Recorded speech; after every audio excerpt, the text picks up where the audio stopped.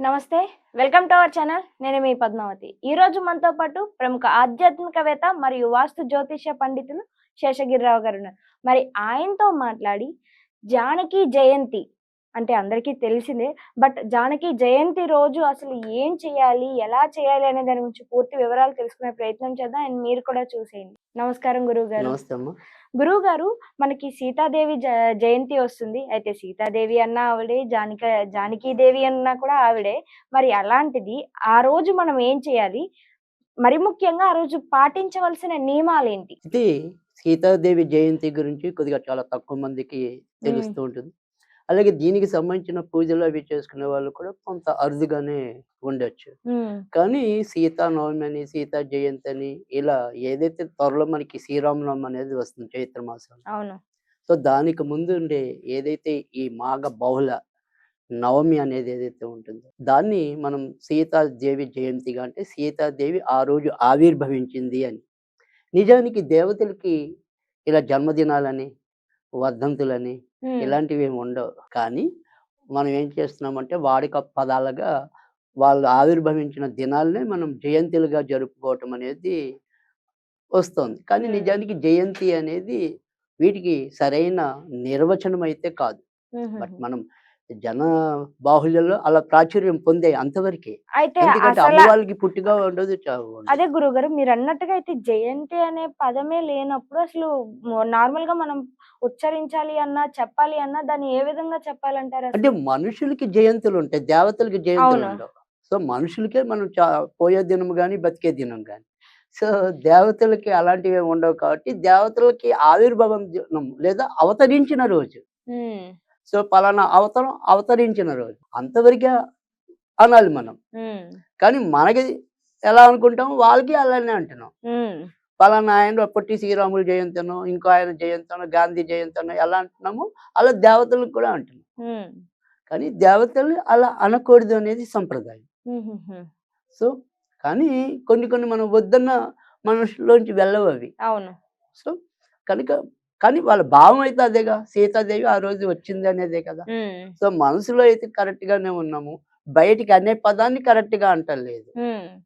So, ఈరోజు సీతాదేవిని మనం ఏదైనా సరే సీతాదేవికి కూడా అష్టోత్తర శతనామావళి అని ఉంటుంది. ఆ అష్టోత్తర శతనామావళి మనము తెల్ల అక్షింతలతో అవి అర్చన చేసినట్టయితే గనక, కొద్దిగా వాటిలో ఈ అక్షింతలు కలిపుడు కొద్దిగా పాలు చుక్క వేసి హ్మ్. కలిపినట్టయితే, వాటితో గనక చేసినట్టయితే ఖచ్చితంగా మానసికంగా ఉండే సర్వ రోగాలు కూడా తగ్గుతాయి. హుహుహు. అంటే ఇంట్లో మానసికంగా చింతలు ఎక్కువగా ఉండటం, తర్వాత ఒక సమస్య వెళ్తే మరొక సమస్యతో కొట్టుమిట్టాడుతూ ఉండటం. తద్వారా ఎప్పుడు కూడా ఇంట్లో ఒత్తిడి, అశాంతి వాతావరణం నెలకొంటూ ఉండటం. ఇలాంటి వాటన్నిటికి కూడా ఏ రోజు మనం చెప్పిన ఏదైతే ఈ అష్టోత్తరం ఉందో, అది పాలతో కొద్దిగా మిక్స్ హ్మ్. చేయాలి. తెల్ల అక్షింతలు వాటితో మనం వేయాలనమాట. అవి వేస్తూ ఒక్కొక్క నామం చదువుతూ అలా వేయటం అనేది.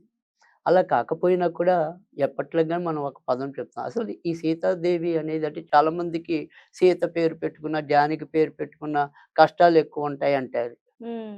కానీ అది ఒక అపోహ మాత్రమే. నిజానికి సీతాదేవి వల్ల కష్టాలనేవి కాదు. ఎప్పుడు సుఖాలే ఉంటాయి. హ్మ్. సో, మనకి ఏంటంటే పైపైన వాళ్ళిద్దరూ వనవాసం వేరుపడ్డారు.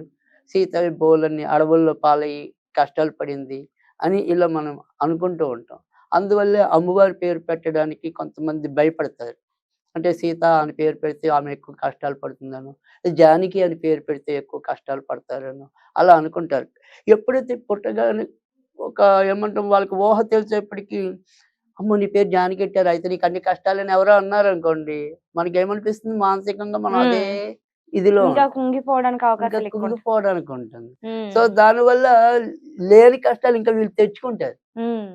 సో, ఎప్పుడు కూడా అది మంచి పదమే తప్ప కష్టపదం కాదు.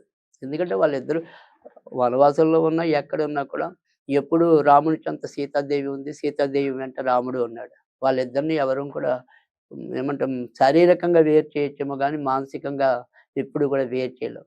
అనుక్షణం రాముని యొక్క ధ్యానంలోనే సీతాదేవి ఉంది. సీత ధ్యానంలోనే రాముల వారున్నారు. సో అందుకని వాళ్ళు ఎక్కడెక్కడ విడిపోయింది లేదు. ఉమ్, సో మనం గనక ఈ కర్మను అర్థం చేసుకుంటే నిజానికి శరీరం అనేది లేదు కదా. మన మనసు ఆత్మ అదేదైతే ఉందో అదే శాశ్వతం. ఉమ్, ఆ ఆత్మ ఎప్పుడు రాముల దగ్గరే ఉంది, ఈయన ఆత్మ వెళ్ళి ఎప్పుడు సీత దగ్గరే ఉంది. అలాంటప్పుడు వాళ్ళు ఇద్దరు విడిపోయిందే ఉంది ప్రాక్టికల్గా. సో అందుకని సీతాదేవి కష్టాలు పడలేదు. ఆ కష్టాలని తన సుఖానికి కోసమే తర్వాత తర్వాత ఉండే అవతారాల ధర్మం కోసమే పడింది తప్ప నిజంగా తను పడింది ఏం లేదు. ఉమ్, సో పైన చూస్తే మనకి కష్టాలు పడినట్టు అనిపిస్తుంది. సో ఆ రకంగా ఆలోచిస్తే కష్టం లేని మనిషి ఉండడు. సో అవును. ఆ కష్టాలు ధైర్యంగా ఎదురట్టం అనేది సీతాదేవి వల్ల నేర్చుకోవాలి. అలాగే మరి కొద్ది రోజుల్లో ఎలాగో మార్చి 8వ తారీఖున అంతర్జాతీయ మహిళా దినోత్సవం కూడా వస్తుంది. అవును. సో అందుకని మహిళలందరికీ పరమ పూజ్యురాలు అనేది ఎవరు అంటే గనక సీతాదేవి. సీతాదేవి. కనుక సీతని ఆదర్శంగా తీసుకోవాలి. సీతలాగా అన్నిటికీ పోరాడగలిగే తత్వం కావాలి. అది ఉమ్, మన మహిళలకి ఇచ్చే సందేశం. అయితే కానీ అలాగని ఇక్కడ వాళ్ళ సమస్యల్లాగా ఉండటం మనకి ఇష్టం ఉండదు కాబట్టి ఎంతో కొంత పరిష్కార మార్గాన్ని మనం వెతికి చెప్పవలసిన అవసరం ఉంది కాబట్టి ఇవాళ వాళ్ళకి మనం చెప్పేది ఏంటంటే ఇందాక నేను చెప్పిన అష్టోత్తరం అనేది ఎలాగో చేస్తారో అక్కడికి అవును. అదొక పద్ధతి. రెండో పద్ధతి ఏంటి అంటే గనక చాలా తేలిగ్గా సీతారాం, సీతారాం, సీతారాం, సీతారాం అలా 8 సార్లు. ఉమ్, సీతారాం, సీతారాం, సీతారాం 8 సార్లు. అన్నాక కష్ట నాశనాయ స్వాహా. ఉమ్, అంటే అలా 8 సార్లు గనక అంటే వీరికి ఉండే అష్ట కష్టాలన్నీ కూడా నాశనం అవుతాయని చెప్పి. ఇది 54 సార్లు లేదా 108 సార్లు చదివి కొద్దిగా వడపప్పు, పానకం, తేనె నివేదన చేయండి. ఉమ్, చాలు ఈరోజు చేయాల్సింది అదే. ఎప్పుడైనా ఇలాగే మీరు మధ్య మధ్యలో అవకాశం ఉండి చేసుకోవాలి అంటే గనక బుధవారాలు లేదా సోమవారాలు ఇలా మీకు సీతాదేవి కొద్దిగా పూజించొచ్చు అంటారు.